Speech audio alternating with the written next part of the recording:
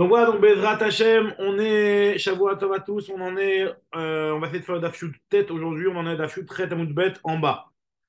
Alors je vais attaquer directement dans la Gemara et ça va nous remettre directement dans le contexte.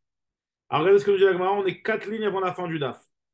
Aoud et Amar Léou la Sarah, une personne qui veut donner un guet à sa femme et qui demande à 10 personnes, écrivez-moi un guet, quitte-vous guet les ishti.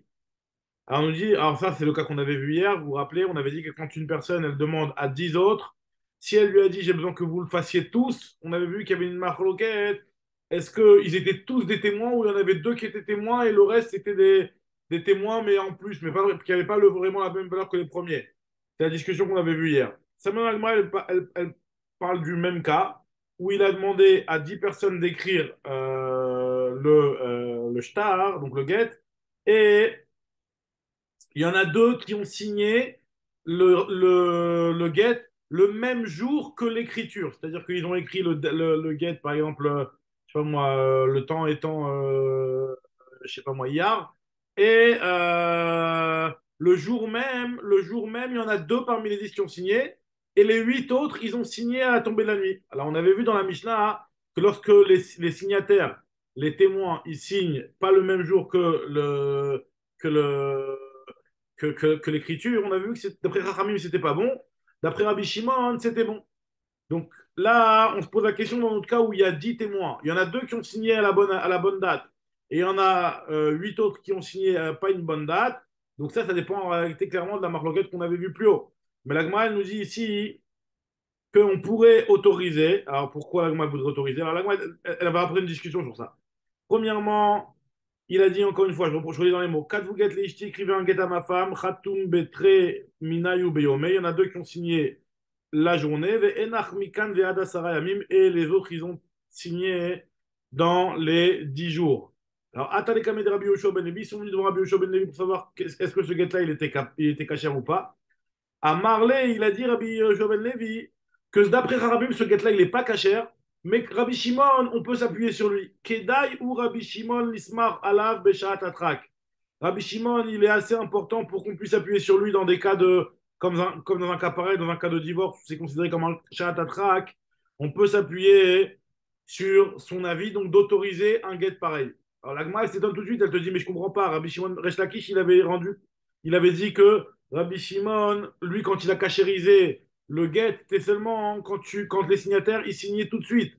Mais s'ils signaient plus de 10 jours après, c'est pas bon. Or, ici, ils ont signé même plus de 10 jours après, donc même après Rabbi Shimon, ça devrait pas être bon.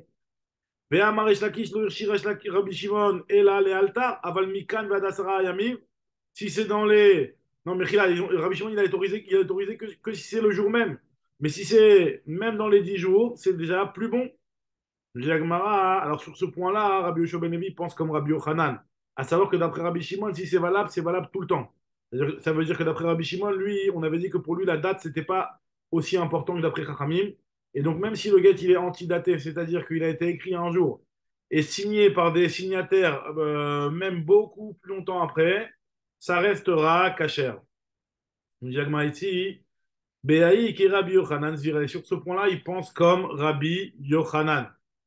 Alors nous dit oui, mais s'il pense comme Rabbi Yochanan, là, Rabbi Yochanan, lui, il a dit que un guet pareil, ça devrait être bon même d'après Chachamim. Pourquoi? Parce que Rabbi Yochanan, il avait dit, on avait vu hier, Ve'amar Rabbi Yochanan, Shenaï Mishum Edin, Ve'kulan Mishum Tnaï, que parmi les 10 que le mari l'a nommé pour écrire le guet, il n'y en a que deux qui sont considérés comme témoins.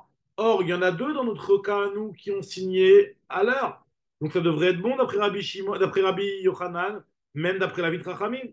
Donc nous dit Agmara, tu as raison, sur ce point-là, Rabbi Yoshua ben Levi, qui est celui qui a parlé, il pense comme Resh Lakish. Ça veut dire qu'il pense comme Rabbi Yochanan, à savoir que Rabbi Shimon, lui, quand il a rendu un cachet à un guet avec antidaté, c'est valable même si c'est plus de 10 jours de décalage entre l'écriture et la signature. Et il pense comme Resh Lakish sur le fait que si jamais quelqu'un il demande à 10 personnes de signer un guet, et ben les 10 ils ont le poids d'un témoin du témoin et donc les 10 doivent normalement signer à la bonne date. C'est ça que si ça n'a pas été signé à la bonne date, ça ne marche que d'après Rabbi Shimon. Hop, voilà.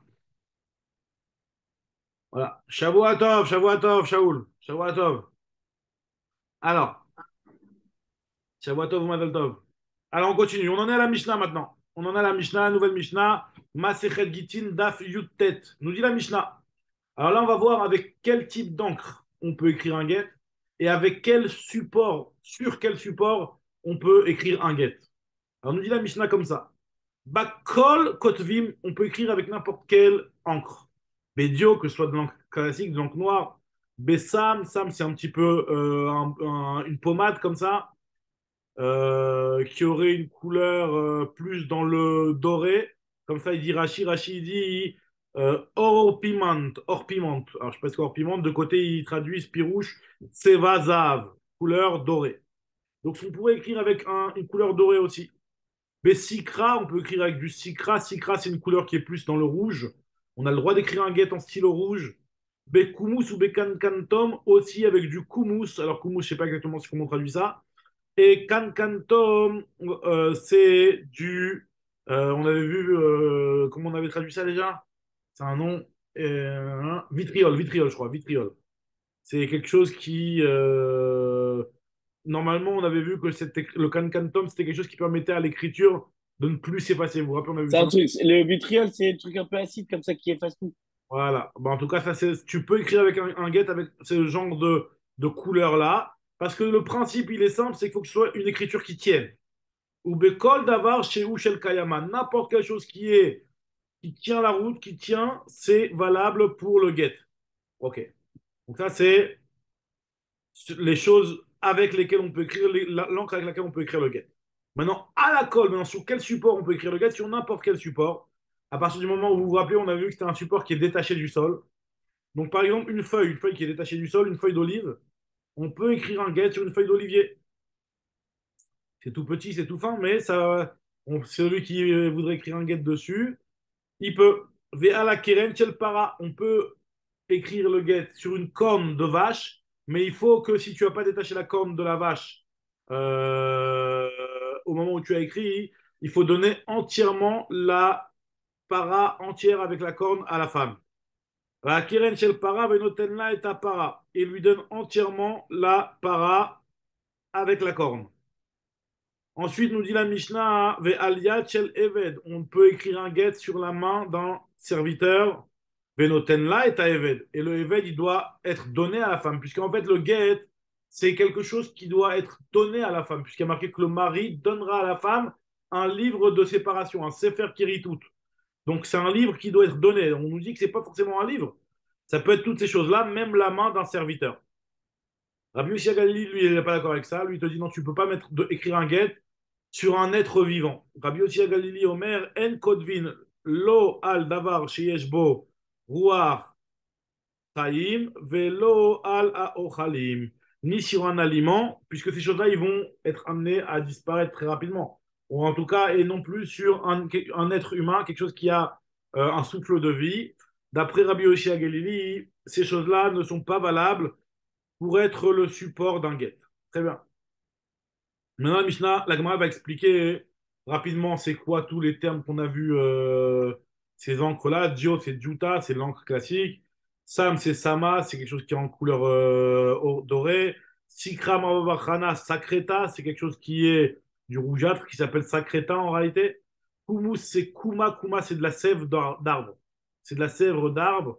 Et Kankantom, le vitriol, Amarbavachana, Amarshmuel Kharta de Ushkefe, c'est une encre qui est faite pour colorier le cuir des chaussures par le cordonnier.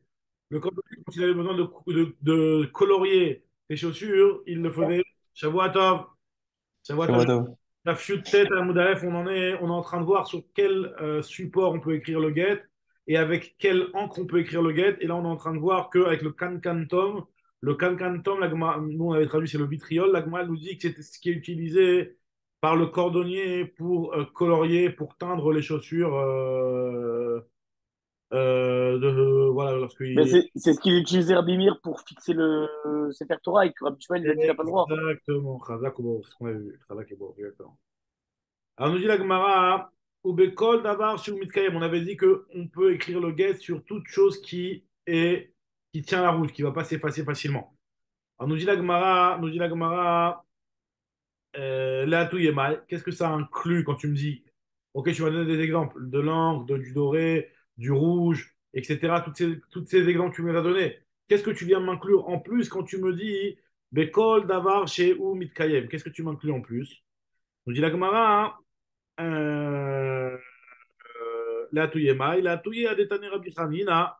Ça vient inclure le cas de Rabbi Hanina qui nous a dit comme ça que Katvu Bemetaria, si jamais ça a été écrit avec de Metaria, il y en a qui le disent en un mot, Matar. Matar avec de la pluie. Avec de l'eau de pluie, mais c'est pas ce terme de l'eau de pluie qui est blanche, parce que ça c'est de l'eau, ça va s'effacer, c'est rien du tout. C'est de l'eau de pluie qui a été récupérée des gouttières et en fait qui a la saleté des toits en réalité. Et ça c'est une explication qui n'est pas des Rishonim. Rachid lui donne une autre explication, il dit que c'est quelque chose de l'eau dans laquelle a été trempé un fruit qui ressemble à Fatsim, au gal. En tout cas, c'est quelque chose qui a une petite couleur et on aurait peut-être pu croire que ça, c'est pas une écriture qui est valable. À partir du moment où ça tient la route, c'est quelque chose qui est valable. C'est ce que nous apprend la Gemara ici. Kadvo bemetaria ve aptsa, et avec du apatsa, c'est du afatsim, c'est des noix de gal, c'est kacher. Tani Rabbi Chia, lui nous dit Kadvo be'avar, si jamais ça a été écrit avec du plomb ou avec du shachor. Shachor, c'est de l'encre normale. Ou alors shichor. Shichor, c'est aussi du vitriol, Rachid dit. Toutefois, il n'est pas d'accord, mais Rachid dit que c'est la même chose. C'est kacher. Ça restera kacher. Donc, toutefois, il n'est pas d'accord parce qu'en général, ces brightot-là qui sont rajoutés sur la Mishnah, c'est pour ajouter des cas qui ne sont pas cités dans la Mishnah. Donc, c'est pour ça que toutefois, tu dis que c'est autre chose. Mais en tout cas, d'après Rachid, ça revient à ça. Continue l'agma. Itmar. Alors regardez, ça c'est une sugia qui est très intéressante dans les Ilchot Shabbat et dans les Ilchot Tefillin et dans beaucoup d'alachot. Regardez ce que l'agma nous dit ici. Itmar. Amavir Dio al Sikra. Beshabbat. Quelqu'un qui aurait un texte qui est écrit en Sikra. Alors en Sikra, c'est une écriture qui est rougeâtre. Et par-dessus, il a doublé l'écriture par du noir, de l'encre noire classique. Est-ce que celui qui aurait fait ça, il est chayav Beshabbat? Je dis la Gemara, c'est une marque Rabbi Yochanan et Resh Lakish, les deux ils disent Rabbi Yochanan et Resh Lakish, Damre Tarvayu, chayav Shtaim. Celui qui fait ça, il est condamnable à deux titres dans les Ilchot Shabbat. Pourquoi? Je dis la Gemara, premièrement, Achad Mishum Kotev, une à cause de l'écriture, il a écrit quelque chose, finalement il a écrit du noir, c'est vrai que c'était déjà écrit, mais vu qu'il a écrit d'une écriture qui est de meilleure qualité, puisque on considère que le duo, c'est une meilleure écriture que le Sikra, hein, donc quelque part il a effacé la couche d'en dessous pour écrire la couche du dessus. Donc ça veut dire qu'il a fait deux avérotes, et effacer et écrire. C'est ce que nous dit la Gemara ici. Ça, c'est quand c'est de l'encre sur du sikra. Maintenant, nous dit la Gemara, si c'est dio agabedio, de l'encre par-dessus de l'encre. Donc là, les deux ont le même niveau. Quelle serait la halakha? Ou pareil aussi, sikra gabe sikra, du rouge par-dessus du rouge.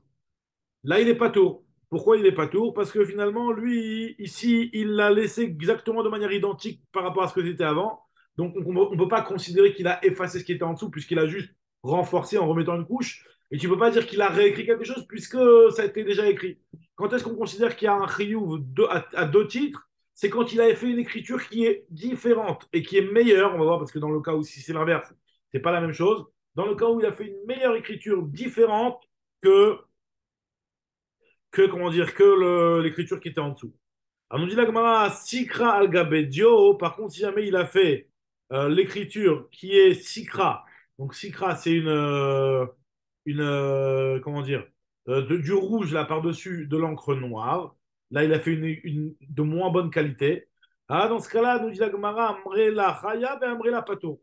Il y a une discussion. Certains considèrent qu'il est Chayav, d'autres considèrent qu'il est Pato.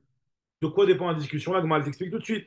Amrela Chayav, ceux qui considèrent qu'il est Chayav, Mochek, tu as effacé la belle écriture que tu avais en dessous. Tu avais une belle écriture en encre noire, tu l'as effacée avec de l'encre pourrie, de l'encre rouge. Donc tu as abîmé, donc tu l'as effacée. Mochek. Elle est dominante? La rouge, elle est dominante sur le noir à la Ah, fin? bah, elle est dominante dans le sens où tu as abîmé, tu as effacé un petit peu l'aspect de ce qu'il y avait au départ avec l'encre classique. Donc dans ce sens-là, même si elle n'est pas dominante, mais elle a quelque part effacé quelque chose. Donc c'est ça, Ok. c'est vrai que lui dit que c'est Khayab. Oui, Bernard? C'est qui est vrai? Non, ok. Amrela Khayab, il y en a qui disent que c'est Khayab parce que c'est Mochek. Tu effaces. Et il y en a qui disent que c'est pas kotef. Par contre, c'est pas considéré comme écrire. C'est important. Il est khayab qu'une seule fois. Il a effacé et il n'a pas écrit. Parce que tu ne peux pas considérer que le fait d'avoir mis du rouge sur du noir, c'est que tu as écrit au rouge une écriture rouge. Parce qu'en fait, tu as juste tout simplement effacé l'écriture noire. Puisque l'écriture rouge, elle est de moins bonne qualité. Par contre, ben, il y a un autre avis qui considère que c'est pas tout les gambrés. Parce que même l'effaçage que tu es en train de faire là, ici, c'est mécalquel, c'est abîmé. Alors, de manière générale, la mélacha de Mochek, ça fait partie des mélachot qui sont des mélachot qui en soi sont quelque chose qui abîme. Mais c'est pour ça que les chachamim ils expliquent que pour être chayav quand on est mochek et quand on efface, c'est quand on efface avec l'intention de réécrire par derrière deux lettres. Pour être chayav mishum mochek, il faut avoir un but positif. Un but positif. Si on n'a pas un but positif, on n'est pas chayav mishum mochek. Donc c'est pour ça qu'il lui dit ici, quand tu as effacé, enfin tu n'avais pas effacé, mais tu as mis du rouge par-dessus le noir, alors là, hein, vu que tu as abîmé l'écriture d'en dessous, ça s'appelle mécalquel, tu as abîmé. Et tu ne le fais pas avec l'intention de faire quelque chose de mieux par derrière. Donc, c'est pour cela qu'il est complètement patour d'après ce deuxième avis-là. Alors, nous dit la Gemara, Baemine Resh Lakish min Rabbi Yochanan. Resh Lakish, il a demandé à Rabbi Yochanan, il lui a demandé la question suivante. Edim she'en yod'im lachatom. Alors, on avait déjà un petit peu parlé de ça, dans le Dafyu, je crois à peu près. Des témoins qui ne savent pas signer. Ils ne savent pas écrire leur nom, c'est des illettrés, ils ne savent pas écrire leur nom. Est-ce que Maouchi Yirtevulem Bessikra, est-ce qu'on peut leur faire un modèle en encre rouge et eux ils viennent et ils par-dessus ils dépassent. Alors, on a vu à peu près la même chose il y a quelques dapis, mais on va revoir un petit peu que là c'est pas exactement la même solution qu'on est en train de proposer, puisque là on est en train de dire d'écrire au rouge et l'illettré là qui sait pas écrire son nom, il va venir par derrière pour repasser par-dessus les traits. Là on nous dit est-ce que c'est bon ou c'est pas bon. Tava Elion Ktav ou Enoktav. Est-ce que ce qui est écrit par-dessus, ça s'appelle une écriture ou ça s'appelle pas une écriture finalement? Nous, on a dit dans Shabbat, on a dit que ça s'appelle une écriture. On s'attendrait à ce que ce soit un bon guet et une bonne signature, puisqu'on avait dit dans Shabbat que celui qui fait ça, il est chayav deux fois, effacer et écrire. C'est une bonne écriture a priori. Mais là, il est en train de lui dire non, c'est pas une bonne écriture. Alors il lui dit à Marley en octave, c'est pas une bonne écriture. Alors il s'est étonné, Resh Lakish, il lui a dit je comprends pas, tu viens de me dire pour Shabbat c'est une bonne écriture. À Marley velo limatan ou rabenu, tu nous as enseigné toi-même que Ktav Elion, Ktav l'ignan Shabbat concernant les chod Shabbat c'est considéré comme une écriture. À Marley lui a dit Lechi mi pene shanu medamin naasin maase. Est-ce que parce que nous on compare, c'est-à-dire que nous on a considéré, comme explique Rachid, c'est que moi quand je t'ai dit que c'était interdit de faire une chose pareille pendant Shabbat, je te l'ai dit parce que c'est ce qui me semble logique. Ce qui me semble logique, tu me demandes. Alors, effectivement, je te dis que pour moi, c'est considéré comme une écriture. Maintenant, à tel point de considérer que cette personne-là, par exemple, si ça avait été Shabbat, de lui demander d'apporter deux corbanotes au Beth Amikdash, je ne t'aurais pas demandé d'apporter deux corbanotes parce que finalement, je ne suis pas sûr à 100% qu'on considère ça comme une écriture. Je t'ai dit ce qui me semblait. Il me semble qu'il est chayav. Donc, on est mesdames et on déjà dire ce qui nous semble. Par contre, pour le get, de considérer que la femme, elle est divorcée et d'autoriser de faire comme ça, de proposer cette solution pour des témoins illettrés qui ne savent pas écrire leur nom, les khatrila, on ne propose pas une chose pareille. Parce que moi, je ne suis pas sûr de ce que je suis en train de te dire. Enfin, même si je suis pratiquement sûr, mais en tout cas, pas assez pour pouvoir les khatrila autoriser à faire un guet de cette manière-là. Continue la Gemara, elle nous dit la chose suivante. Itmar. Edim she'en yodarim hatom. Des témoins qui ne savent pas signer. Alors, en effet, c'est ce qu'on avait vu plus haut. Rav Amar Mekarin Lahem Niar Khalak. Rav lui dit on va déchirer un papier lisse. Ou mais mal im et takraim Joa. Vous vous rappelez, on avait parlé, on a expliqué qu'en fait, finalement, il va faire comme un calque par-dessus lequel les autres, il va dans le calque, il va déchirer le nom des témoins et les témoins, ils vont remplir l'encre. Shmuel Amar, Shmuel lui te dit j'ai une autre solution. Avar, tu vas préécrire leur nom avec du plomb. Alors Salag m'a dit, mais on avait dit juste plus haut que le plomb c'est considéré comme une écriture. Tu ne pourras pas écrire par-dessus cette écriture-là. Nous dit Agmara, Be'avar, Salkadater, avec du plomb, Ve'atane Rabichia, Kitavo Be'avar. Si on a écrit un guet avec du plomb ou avec du noir ou avec du vitriol, c'est cachère. Donc ça veut bien dire que l'écriture du plomb est considérée comme une écriture. Donc tu ne peux pas préécrire la signature des témoins avec du plomb, puisque on considère que la signature elle est déjà faite avant que les témoins même aient signé, donc c'est pas valable. La Gemara te dit donc l'okashia. Non, moi quand je te dis d'écrire avec le plomb, c'est pas. Tu m'as mal compris, il n'y a pas de question par rapport à cette braïta-là. Parce qu'en fait, il y a une différence. Quand tu prends le plomb, ou vous savez, des fois, quand on prend du fer et on le frotte contre un endroit, ça fait une genre de trace qui est un petit peu grise, comme ça, comme du crayon. Ça, tu as le droit de le faire. Mais par contre, de prendre du plomb et de le faire fondre pour faire de l'écriture, ça, tu n'as pas le droit de faire. Ce qui est considéré comme une écriture, c'est du plomb qui est fondu et qui est utilisé comme une vraie encre. Ça, effectivement, ça pose un problème et c'est considéré comme une écriture. Et tu ne pourras pas faire ça pour préécrire la signature des témoins qui sont illettrés, qui ne savent pas écrire leur nom. Par contre, dans un cas, ce que je suis en train de proposer, moi, Shmuel, c'est de prendre un cube de plomb et tu vas l'utiliser et tu vas le prendre sur ta pointe et tu vas préécrire un prénom comme si tu écrivais avec un crayon. Ça, oui, c'est pas une vraie écriture par rapport au, au get et donc les témoins pourront par-dessus, en se basant sur cette préécriture, pourront se baser pour écrire leur nom. Continue la Gemara, Habe Avra, Habe Maya de Avra. Ça dépend si c'est du plomb ou si c'est le liquide du plomb. Si c'est le liquide du plomb, c'est une vraie écriture. On dit la Gemara, Rabbi Abaou Amar. Rabbi Abaou lui il propose une autre solution pour les témoins.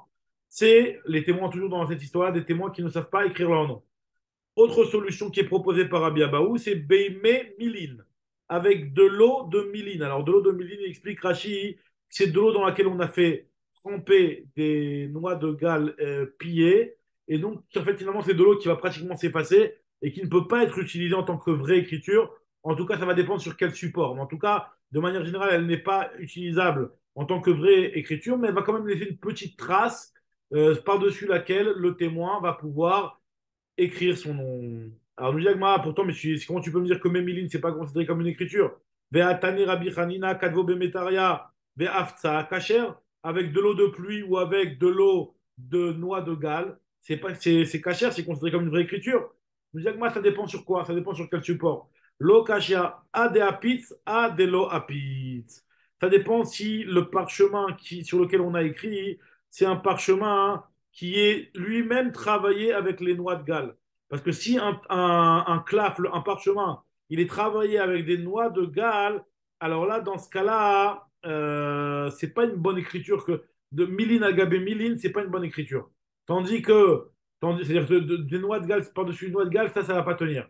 Par contre, si le parchemin, il n'est pas travaillé avec des apatsim, avec des noix de Galles, alors là, dans ce cas-là, le parchemin, quand tu vas écrire par-dessus avec du liquide qui contient des noix de Galles, ça va faire une écriture, effectivement. Là, pour un guet, ce sera caché d'écrire un guet pareil. Et pour une préécriture de signature des témoins, c'est pas valable. Je dis l'Agmara, chez En Milin, Agabe Milin. Rav Papa lui te donne une autre solution, c'est que tu prends de la salive. Avec la salive, tu prends la salive et tu écris, tu signes leur nom pour leur montrer où ils doivent écrire. Rav Papa Amar Berok, avec leur signe, avec de la salive. Vechen Oré, les Rav Papa, les Papa Torah Berok. C'est ce qu'il a enseigné Rav Papa aussi à un autre qui s'appelait Papa Torah. Papa Torah, c'est Papa, celui qui s'occupait des taureaux. Alors lui, il lui a C'est enseigné, il a dit voilà, quoi? Papa Torah. c'est transparent, le roc. Exactement. Bah, vu que c'est transparent, tu vas montrer, oui, mais ça va quand même rendre humide la partie où ils doivent écrire leur nom. Et Ah, par-dessus d'accord, ça, les ok. témoins, ils vont écrire leur nom. Donc justement, Ok. c'est ce que nous, on recherche, est-ce que ce ne soit pas une bonne écriture. Oui, mais ça, d'accord. Tu dis que ça reste une petite trace, quoi. Tu dis qu'il reste quelque Ah, chose on pour va que le quand mec même y faire une voie, petite quoi. trace pour qu'eux, ils voient. Je Donc, comprends. Vers Emile, est-ce qu'on autorise une chose pareille? C'est uniquement Begitin pour les guettes. Aval Beshtarot pour les autres shtarot. Donc là, il faudra chercher des témoins qui savent écrire leur nom. Ne prends pas des témoins qui ne savent pas écrire leur nom. Des Haoud, des Avad, Ouvda, Béchar, Shtarot. Une fois, il y avait eu un type qui avait fait la même chose. Il avait pris des témoins qui ne savaient pas écrire leur nom pour des Shtarot qui ne sont pas des Shtarot de guet. Venak, des Rafkana. Rafkana, il a rendu Khayam Malkout. Il a dit t'écoutes pas ce que les Chachamim disent. Les Chachamim disent qu'on ne prend pas quelqu'un qui ne sait pas écrire son nom sur le guet. Enfin, sur le Shtar, je veux dire. Tania qui va t'aider, Rav, il y a quelqu'un qui enseigne comme Rav qui nous a dit qu'on doit faire un genre de calque pour leur permettre de remplir le calque pour écrire leur nom. Tania qui va t'aider, Rav, on l'avait vu ça plus haut dans Daftet. Edim chez En Yodim Lachatom, des témoins qui ne savent pas signer. Mais car in la niyar khalak, on va leur déchirer un morceau de papier lisse dans lequel on va graver leur nom et ils rempliront ça par derrière. Mais mal im et akiraim dio, ils vont remplir leur nom avec de l'encre. Amar Rabban Shimon Ben Gamliel, Rabban Shimon Ben Gamliel lui te dit, dans quel cas j'autorise ça? Bamedvarim Amorim begite nashim, c'est uniquement dans les guettes. Aval beshichoure avadim veshar kol ashtarot. Par contre, pour les délivrer, on appelle ça, de libérer un esclave, affranchissement d'esclaves ou les autres shtarot, im yod'im likrot velachatom, s'ils savent écrire, lire et écrire, on va voir pourquoi on parle de lecture, on va le voir tout de suite.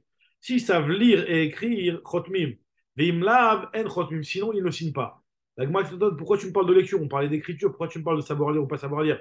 On est en train de parler de est-ce que tu dis ils savent signer ou ils savent pas signer. Triyab, mandechar sheme, on avait déjà vu ça un petit peu ça plus haut. Qui t'a parlé de lecture? Pourquoi tu me parles de lecture? Pourquoi tu me parles de lecture? Alors nous dit la Gemara, Achi Sure Mertzera, Veachi Katane. En fait, il manque quelque chose dans la Braïta et il faut expliquer comme ça. C'est quoi ce qui manque? Il manque la chose suivante. C'est quoi une seconde? Christo et Mercera, Veachi Katane. Il faut rajouter une partie dans la Braïta. Comme ça. Et Dim Shen Yodarim Likrot, si jamais il y a des témoins, ils ne savent pas lire. Donc ils ne savent pas sur quoi ils sont en train de signer. On va faire confiance à des témoins qui vont leur lire, à des personnes, je veux dire, qui vont leur lire le texte sur lequel ils signent. Kor'in lifnehem vechotmim. On va lire devant eux et ils vont signer selon ce qu'on va leur lire. Veshe'en yodim lachatom. Par contre, s'ils ne savent pas signer, alors là, dans ce cas-là, vechoulé, on fera la solution qu'on a dit de faire le calque. Amar Rabbi Shimon Ben Gamliel, c'est pour ça que Rabbi Shimon Ben Gamliel t'a dit que c'est uniquement pour les Gitenashim et Shirkure Avadim. Les Gitenashim, je veux dire. Mais pour les affranchissements d'esclaves et pour les autres shtarot, s'ils savent lire, ils savent écrire, c'est bon. S'ils savent pas, c'est pas bon. La Gemara va essayer d'expliquer pourquoi Rabban Shimon Ben Gamliel il est si sévère dans les autres cas et pourquoi on autorise spécialement pour les divorces. Donc la Gemara elle explique comme ce qu'on avait toujours vu, à savoir que Amar Rabbi Elazar, Maïtamad Rabban Shimon Ben Gamliel, chez Loïu Benot Israël Agunot, pour ne pas que les femmes elles restent Agunot, ça veut dire elles restent bloquées. Ça veut dire qu'en fait, si on avait obligé à chercher des témoins, imagine-toi le mari, il te dit voilà, moi je voyage tout de suite. Si vous voulez que je fasse le get, je le fais tout de suite, mais amenez-moi dans les 10 minutes qui suivent. On n'a trouvé personne à part des gens qui sont illettrés, qui ne savent pas écrire leur nom. Donc c'est pour ça qu'on a autorisé pour le get. Amarava la halakha, comme Rabban Shimon Ben Gamliel, que c'est uniquement pour le get qu'on autorise. Verav Gamda, Mishemede Rava Amar, En halakha. Lui, il te dit que la halakha n'est pas comme ça. Alors, la halakha est comme qui? Elle est comme Rabbanan, qu'on autorise de partout. Vela Keman, qui est Rabbanan, comment tu peux me dire une chose pareille? Pourtant, il y avait une histoire avec Rav Kana qui avait été frappé par Rav Kana. Vous vous rappelez pas? On avait dit que Rav Kana, il a frappé celui qui avait écrit un get avec des gens qui ne savaient pas lire. Un autre shtar. Et Rav Kana, il l'a frappé. On nous dit Tirgema Akriya. Ce que je suis en train de te dire, comprends-le sur la lecture. Sur la lecture, je suis en train de dire que la halakha est comme Chachamim, c'est-à-dire que si jamais ils savent lire, s'ils savent signer, même s'ils ne savent pas lire, c'est quand même valable. Et on va juste lire devant lui, comme ça il pense Chachamim. Très bien. Afkana, lui, il avait frappé celui qui avait signé parce qu'il ne savait pas écrire. Mais celui qui ne sait pas lire, on avait Afkana, il n'a pas parlé de ça. Continue l'agma, Rav Yehuda mitztaer vekare, l'agma dit comment tu peux me dire qu'on va suffire de lire le shtar devant la personne qui n'est pas capable de lire. Pourtant, Rav Yehuda, quand il était vieux, nous dit Rashi, comme qu'il a commencé à perdre un petit peu la vue, et il arrivait à lire, mais il avait du mal. Il se faisait souffrir pour lire le texte du shtar sur lequel il était amené à signer ou sur le papier du Beddin qui était amené à délibérer. Tout ça pourquoi? Pour pouvoir dire qu'il a signé sur quelque chose qu'il sait exactement quel est le papier qu'il a signé et pas qu'on lui a dit à l'oral et il s'appuie sur ça. Rav Yehuda Mitztaer Karev et Khatim, il lisait, il se faisait souffrir pour lire et il signait. Amaroula, l'Otrichat, tu n'as pas besoin de faire une chose pareille. Pourtant, il a dit, pourtant, tu vois bien que Rabbi Elazar, c'était le Mara d'Eretz Israël, c'était le maître d'Eretz Israël. Rachid dit que c'était un des Baki dans tout Eretz Israël. Karou Kamevechatim, lui, les shtarot, il lisait même pas, on lui lisait et il les signait. Donc, tu vois bien, toi aussi, pourquoi tu fais une chose pareille, Rav Yehuda? La Gemara raconte aussi pareil pour Rav Nachman, Karou Kame Sifredaine. Vechatim, il y avait les Dayanim et les Sofrim. Il lisait devant Rav Nachman et il signait Rav Nachman qui était le grand Dayan, le grand Av Bezdin qui devait avoir des tonnes de paperasse à signer. On lui lisait, et puis il n'avait pas le temps de tout lire, on lui lisait rapidement et il signait. Donc toi aussi, Rav Yehuda, tu pourrais faire ça. La Gemara nous dit en fait, c'est uniquement Rav Nachman avec des Dayanim, on est entièrement entre gens de confiance. Des Davka, Rav Nachman, des Sifrei, des Dainé, des Hitleu, Emta, en fait, c'est des gens qui ont la crainte de Rav Nachman. Effectivement, dans ce cas-là, tu pourras t'appuyer sur ça. Alors que Rav Nachman, des Sifrei Acharin, alors que Rav Nachman avec d'autres Sofrim, ou alors des Sifrei, des Dainé, des Nish Acharin, et des autres Sofrim, des Sofrim, ou des Dayanim, quoi, mais avec un autre Rav que Rav Nachman, ce ne sera pas la même chose. Lo. L'Agma continue à nous raconter, cette fois-ci, un guet qui est écrit en langue étrangère. Rav Papa ou un shtar. Rav Papa qui avait attelé les kameshtara par ça lorsqu'on a amené devant lui un shtar perse. Alors, vous vous rappelez, le shtar perse, c'est ce qu'on avait vu plus haut, la fameuse suga des shtarot qui sont écrits en perse et qui étaient signés par des goïms. Alors, on avait dit que c'était cachère. C'était cachère. David Be'arkaot Shel Nochim, il a été fait dans les tribunaux de Goïm, qui est cachère.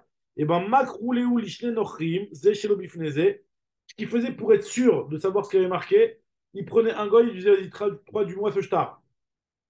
Et il prenait un autre goy à part et il lui disait, traduis-moi ce shtar. Et en fait, c'était Massiach Lefitumo. Chacun traduisait de manière innocente, sans qu'il y ait de complot ou quoi que ce soit. Et donc, il pouvait, de cette manière-là, arriver à une traduction qui était valable. Messiach Lefitumo, ou Makbebe, Mishabde, nous dit l'Agma, qu'il pouvait même, avec un shtar encaisser de l'argent de Meshubadim. Alors que plus haut, on avait vu qu'on encaissait que des Bnechorim, que des terrains qui n'ont pas encore été vendus. Et là, on voit que même les terrains qui ont été vendus, on peut les récupérer grâce à un shtar pareil.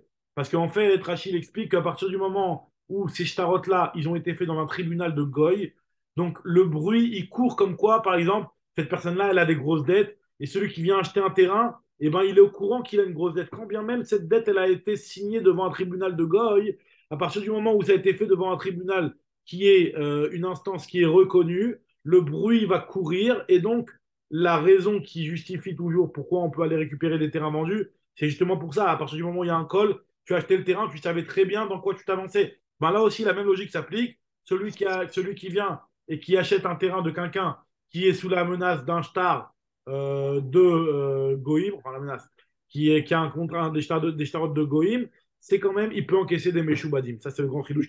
Mais il a une question, Rabbi Shmuel. Ouais, Donc là, d'une certaine façon, on donne un crédit aux Koutim, aux Goïm, etc. Est-ce que, je ne sais pas, c'est bon, je pose la question quand même, est-ce qu'aujourd'hui, un tribunal, un Beddin Yehudi, enfin, avec selon la date, etc., peut accueillir un aide Goy? Est-ce qu'il peut être Mekabel un aide Goy? Là, on n'a pas vu exactement ça, mais dans l'idée, alors non, un head goy, ça peut pas marcher. De la même manière que dans les Edim, une femme ne peut pas non plus être considérée comme un témoin. Donc un goy est pas mieux qu'une femme. Mais dans des cas de figure où il y a eu un tribunal goy, donc quand c'est dans le cadre d'un tribunal goy, ça a un poids, c'est ce qu'on voit ici. C'est vrai, après, On il est faut d'accord. voir comment, après, c'est quoi la limite de cette chose-là, il faut savoir, et de nos jours, comment ça s'applique, etc. Mais c'est ce qui a l'air d'être marqué ici. Voilà. Ok, merci. En tout cas, continue Agmara, elle nous dit, Yamar Ravashi, Amar li Ravuna Barnatan. Ravuna Barnatan, il m'a dit la chose suivante. Achi Amar Amimar, Aïshtara Parsa, un shtar perse sur lequel il y a des témoins Israël qui ont signé dessus. Il est écrit en une langue étrangère et il est signé par des juifs Israël, des Khatime Ale Sadeh Israël. On magvin, même Meshavdé, on peut encaisser avec ce shtar-là, même des biens qui ont déjà été vendus, qui sont Meshoubadim. Veha Loyad, elle est micrée. Bon, tu peux me dire que c'est un shtar qui est valable, pourtant ils ne savent pas lire les témoins. Évidemment, on parle de gens qui savent lire le perse. Bedeyadre, on avait déjà vu cette gemara plus haut. Veha Bainan Ktav Sheno Yachol Lizdayef. Veleika, nous dit la Gemara, pourtant on sait que les shtarot des Perses, on sait qu'eux, ils sont faits sur un type de papier qui est facilement falsifiable. Donc, on sait que nous, un shtar, il faut qu'il soit écrit sur un papier qui n'est pas falsifiable. Par exemple, il est traité avec cette potion-là d'eau de Galles qui fait que, en fait, quand on écrit par-dessus, si tu veux effacer, ça va laisser des traces. Alors, nous dit l'Agma, non, on parle ici d'un cas aussi où ce shtar de Perse, il a été aussi écrit avec sur un parchemin qui est traité au aptse, mais des apitsan. La Gemara dit pourtant on a besoin aussi dans les shtarot pour qu'un shtar il soit valable. Une des règles, c'est qu'en dernière ligne du shtar, on reprend le sujet, le résumé de ce qui a été écrit dans le shtar. Et ça, les Perses, ils ne le faisaient pas. Je dis là, moi, ce que je suis en train de te dire ici, on parle d'un cas où ça a été effectivement fait. On parle qu'il a repris tout ça. Alors, on nous dit, alors, c'est quoi le chidouche? C'est que tu peux faire n'importe quelle langue. Ça, on sait que tu peux faire un get en n'importe quelle, un shtar en n'importe quelle langue.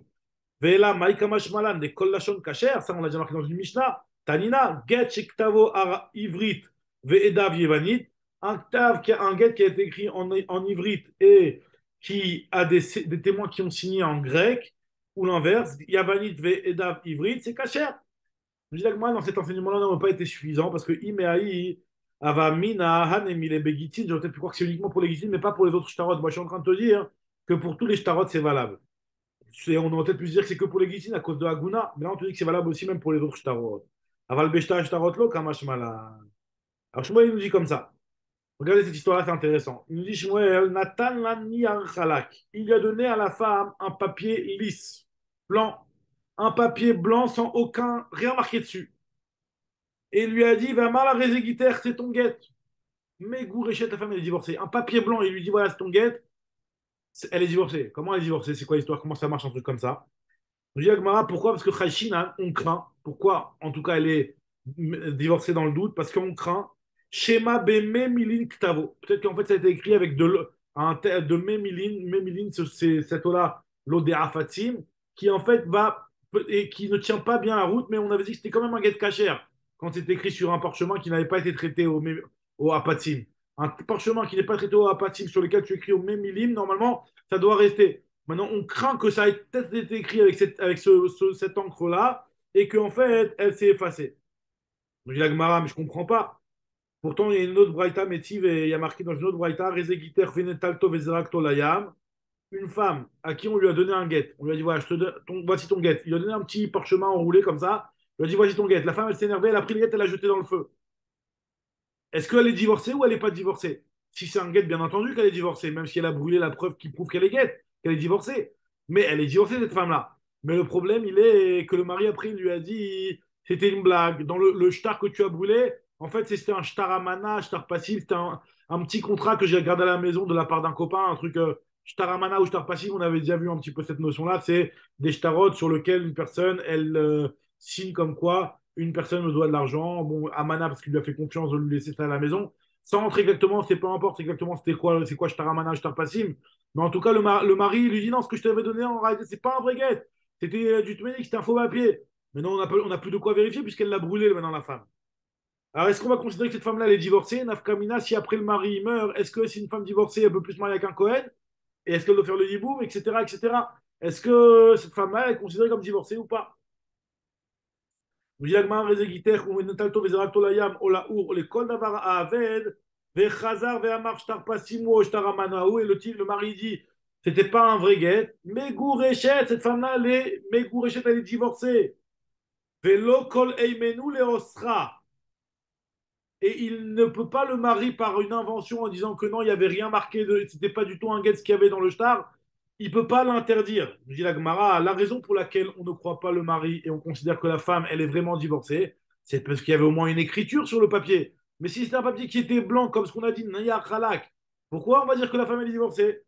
Tama deika ktav, aleika ktav, lo, nous dit la Gemara, Kika Amar Shmuel, Shmuel il est en train de parler, il nous parle de quel cas Shmuel quand il nous dit que une chose pareille, on la considère comme divorcée, la femme, des batkinanle bemaya denara, on vérifie en fait ce guet-là qui est un papier blanc, on le vérifie en fait avec un briquet ou avec une lame, avec une flamme, on peut faire ressortir l'écriture qui était marquée juste avant. Et c'est vrai qu'on arrive à ressortir qu'il y avait marqué dessus un guet.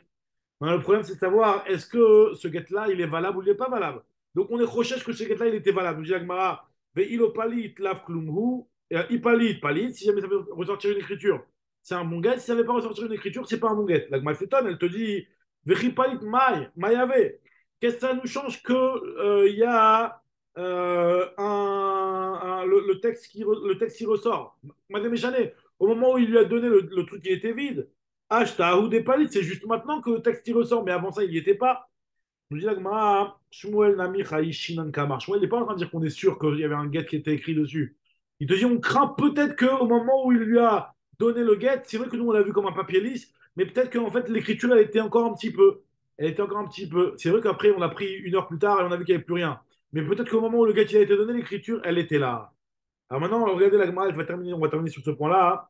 La Gemara nous raconte une histoire. On va reterminer sur deux petites histoires, je crois. Amar Ravina Amar li Amimar. Il m'a dit à Mimar la chose suivante. Achi Amar Marimar Misheme de Rav Mari. Ane betre de Yaeve Gita Kamayu. Picha le Mikrei. Il nous dit un enseignement. Il nous dit que normalement, les deux personnes devant qui on donne le guet, nous dit la Gemara, ils doivent lire le guet. Ils doivent le lire le guet. Ils doivent savoir ce qui a marqué. Pour ne pas qu'il y ait d'embrouille, il n'y avait rien. Est-ce que c'était vraiment un guet qui avait marqué? C'était pas vraiment un guet. Ils sont censés lire le guet. La Gemara dit, mais je comprends pas. S'ils sont censés lire le guet, alors c'est quoi toutes les histoires qui sont marquées dans les Mishnayot et dans les Braithot? La femme qui a pris le guet et qui l'a jeté à brûler, et on ne sait pas ce qu'il y avait marqué. Si on sait ce qu'il y avait, s'ils l'ont lu, ils l'ont lu. Donc la Gemara s'étonne. Alors regardez, la Gemara dit, qu'est-ce qu'on craint? Métivé, si on lui a donné le guet à la femme, et elle l'a pris, elle l'a jeté à la mer, ou elle l'a jeté au feu, ou sur toute chose qui va faire disparaître. Vechazar, Vehamar, et après il a dit qu'en fait c'était pas un vrai guet, c'était un shtarpasim ou un shtaramana. Elle est considérée comme divorcée. Velo Kolaimenu Leosra, il n'est pas capable, lui, de l'interdire à se remarier avec un autre homme, en inventant une chose pareille. La Gemara dit, je ne comprends pas, mais si les témoins, ils sont censés lire, Vei Amar Tatsricha le Mikreye, les bâtards décraillés, Mimatse Amar le Ouachi, est-ce que le mari peut prétendre une chose pareille alors qu'il a fait lire le guet à des témoins, et les témoins, ils ont bien lu qu'il y avait marqué un guet? Jagma, l'Otsricha, des bâtards des Karioua, Aïle le Beyade Veafkua. En fait, ce qu'il a fait, on craint qu'il a peut-être fait un tour de magie. Il avait des grandes manches, il avait le guet, il a fait lire aux témoins, et après, il a rentré dans sa manche et il a ressorti. On est recherche peut-être qu'il a sorti autre chose. En fait, il avait deux papiers dans sa manche et il a rentré le guet qu'il vient de faire lire aux témoins et il en a sorti un qui était blanc. C'est ça qu'on est recherche. Jusqu'où on va regarder. En tout cas, ce que nous dit la Gemara, l'Autricha des bâtards des Karioua, Aïe les Beyadé, il l'a mis dans sa manche, Afki, il l'a sorti en haut des thémas. Khilou fait Khaké, on aurait peut-être pu dire qu'on craint. On aurait peut-être pu dire qu'on craint qu'il a échangé. Kamash Malan, qu'on ne craint pas qu'il a échangé. Et c'est le même guet, et donc ça, c'est bon. Et on termine sur cette histoire-là. Regardez cette histoire-là, Gemara nous dit Aou Gavra, il y avait un homme, des Zarak la Gita, les Dvitou, les Bignes d'année. Il a jeté le guet à sa femme parmi les cruches. Imagine-toi, la femme, elle avait une cave à vin avec des centaines de cruches et le mari lui a jeté parmi les cruches. Maintenant, la femme, elle va pour chercher le guet et en fait, finalement, en le jetant là-bas, c'est le khatser de la femme. La femme, elle acquiert le guet de cette manière-là. Normalement, si c'est un vrai guet, la femme, elle est divorcée. Le problème, c'est qu'on va pour chercher parmi les cruches pour retrouver ce parchemin-là. On sort en parchemin, on le déroule et on voit à l'intérieur, il y a une mezouza. Est-ce qu'on va dire que le mari, il n'a pas divorcé, il a jeté une mezouza, en fait, il n'a pas vraiment divorcé?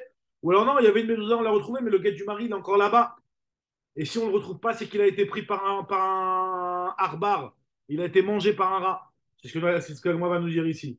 Amar Rav Nachman, mezousta bine dane loshricha. C'est pas fréquent de trouver une mezouza parmi les cruches. Donc si tu as trouvé une mezouza, c'est forcément que c'est le papier que le mari l'a jeté. La Gemara- Mechila, Ouais, vas-y. Mechila, qu'est-ce qu'on fait de Amosim Mechavero à la Baria? La meuf, elle doit récupérer de la thune. Il n'y a pas de truc, il n'y a rien. Je comprends pas où on Alors, va là. alors peut-être que pour la thune, c'est différent. Là, on ne parle pas pour la thune, on est en train de parler pour le divorce mamache. Tu as Mais raison le que guet, les c'est que tu questions dois d'argent, redonner. ça va être encore une autre conséquence. Tu as raison. Alors maintenant, après, c'est une bonne question de savoir est-ce qu'une fois qu'on a validé le get de manière batoire, parce que c'était pas du mammon directement au départ, c'était d'abord de savoir est-ce qu'elle est divorcée ou elle n'est pas divorcée. Une fois qu'elle est divorcée, donc ça y est, maintenant le mammon, il est conséquence de cette décision du Beddin. Je pense que c'est comme ça qu'on considérait les choses. Mais à partir du moment où on a d'abord démarré la Sugia, on a démarré le dossier à partir de quelque chose qui n'est pas du mammon, et Ben sur ça, oui. on se base sur les logiques qu'on est en train de donner ici. La conséquence du mammon, elle va suivre logiquement, même si de base on démarre avec un safek, il me semble, hein. Mais ouais. En tout cas, ce que nous dit l'agma ici, c'est que quand est-ce qu'on va dire que la femme, elle n'est pas divorcée parce qu'on va dire que le mari l'a jeté d'une mezouza, hein, c'est seulement quand on a retrouvé qu'une seule mezouza. Mais si jamais, et on te dit qu'une mezouza parmi les cruches, c'est pas fréquent. Ve'an emile d'ishteka chada, aval bet ve'gimel, si on a trouvé deux, trois mezuzot, alors on va dire, ah, apparemment, il y a beaucoup de mezuzot par là-bas. Donc le mari, il a jeté un parchemin, tu retrouves deux, trois mezuzot. Il a pas jeté trois parchemins. Il en a jeté qu'un seul. Il a dit, il a prétendu que c'était un guet. Donc on va le croire que c'était un guet. La femme, elle est vraiment divorcée. Et les mezuzot, on a trouvé. Ah, on ne retrouve plus le guet. Bon, il y a des rats qui traînent par là-bas qui l'ont mangé. Midea Havai, Hanami Havai. Vegita Imur Arbarim Shakloua. Et on va dire que le guet, il a été mangé par des Arbarim. Khazak pour les amis. Merci beaucoup. Voilà, Merci donc à toi.